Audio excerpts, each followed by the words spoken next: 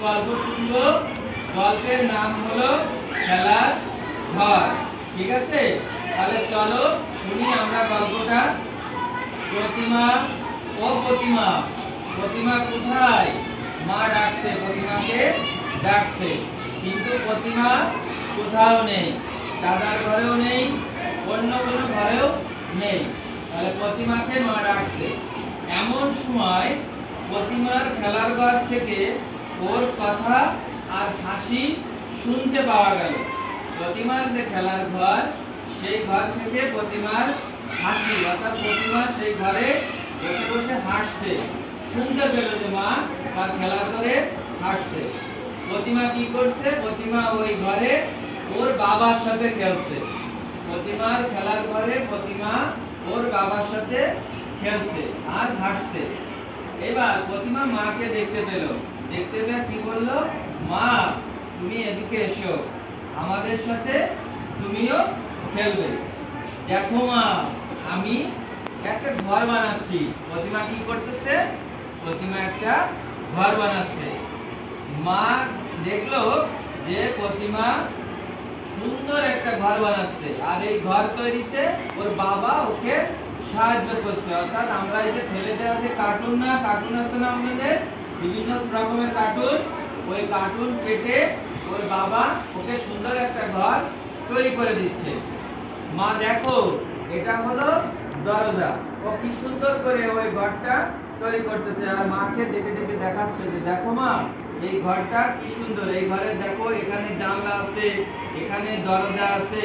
ঠিক আছে, তাহলে পুরনো কাগজ ও টিস্যু রোল, খালি বোতল ও বোতলের মুখ দিয়ে ওর বাবা আর প্রতিমা মিলে খেলা করছে।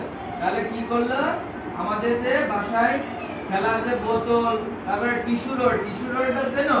ওই যে আমরা যে টিস্যু ব্যবহার করি, টিস্যু ব্যবহার করার পরে ওর ভিতরে একটা কাগজের বড় এরকম লম্বা পাইপের মতো থাকে, তাই না? ওইটা দিয়ে তাহলে ওর বাবা কাগজ, বোতলের মুখ, অর্থাৎ বোতলকে আমরা যে মুটকি বলি, তাই না?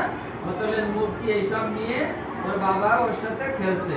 প্রতিমা পুরনো খবরের কাগজ আর রঙিন কাগজ, অর্থাৎ পুরনো যে পেপার আছে না আমাদের বাড়ি, এই পেপার আর রঙিন কাগজ দিয়ে কি করছে? প্রতিমা কেটে ওই যে ঘরটা বানিয়েছে, ওই ঘরটাকে সুন্দর করে সাজাচ্ছে।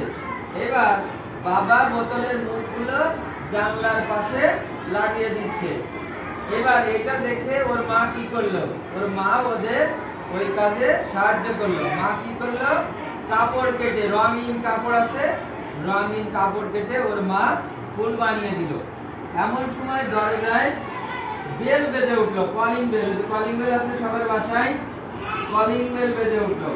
প্রতিমা বলে, মা দেখো তো কে যেন এসেছে। মা এসে বলল, দুষ্টু মেয়ে, তুমি তো সব জানো। প্রতিমা হাসতে হাসতে বলল যে মা দেখো, আমার বন্ধু এসেছে। ওই বন্ধু এসেছে, সেই বন্ধুর নাম কি? সোমা। সোমা হাসি মুখে ঘরে ঢুকলো। আমি তোমাদের সাথে খেলবো। সোমা কি করলো? বললো যে আমিও তোমাদের সাথে খেলবো। প্রতিমা টিস্যু রোল দিয়ে ছোট ছোট করে কাটছে। এটা দেখে সোমা বললো, বাহ, বেশ মজা তো, আমিও কাটবো। ওই যে টিস্যু রোল যে পাইপটা ছিল, প্রতিমা কি করছে? ছোট ছোট করে কাটতেছে। প্রতিমা সোমাকে বললো, ঘরটি কেমন হয়েছে? খুব সুন্দর হয়েছে।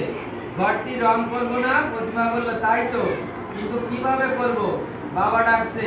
মা ভাবছে কিভাবে ওই ঘরে রং করা যায়। প্রতিমা বললো, চলো আমরা কাগজের ছবি আঁকি আর একে রং করি। সেই ছবি দিয়ে কি হবে? সোমা জানতে চাইলো। এবার প্রতিমা বললো, চলো আমরা সেই রং করা কাগজগুলো দেয়ালে লাগিয়ে দিই। আমরা যে ঘর তৈরি করেছি সেখানে লাগিয়ে দিই। প্রতিমা, সোমা, বাবা মিলে সবাই মিলে রং করতে লাগলো কাগজে। সেখানে বিভিন্ন রকম ছবি আঁকতে লাগলো, যেমন গাছের ছবি, ফুলের ছবি, রং ধনুর ছবি। সেই সব ছবি এঁকে এঁকে ওই যে ঘর বানিয়েছিল সেই ঘরে সুন্দর করে আটা দিয়ে লাগালো। মা বললো, বাহ, খুব সুন্দর হচ্ছে। ছবি আঁকা আর রং করা প্রায় শেষ। প্রতিমা বললো, কিন্তু এগুলো আমরা কিভাবে ওখানে লাগাবো? বাবা বললো যে কেন, আমরা এক বাটি আটা আছে, এক বাটি আটা নিয়ে মা আসলো, সেই আটাতে তারা ঘরে সুন্দর করে লাগিয়ে দিল। সুমা বলল, দেখো এবার কি সুন্দর দেখা যাচ্ছে, আমিও বাড়ি গিয়ে এরকম একটা ঘর তৈরি করব। এবার সেই ঘর দেখে সুমা খুব খুশি হলো, সবাই মিলে ওরা সুন্দর একটা ঘর তৈরি করলো।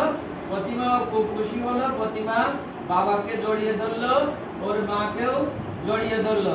এবার ধরার পরে ওরা খুব খুশি হলো এবং দুজন মিলে হাসতে লাগলো, সুমা আর প্রতিমা মিলে। তো গল্পটা তোমাদের কেমন লাগলো? বাহ, খুব সুন্দর।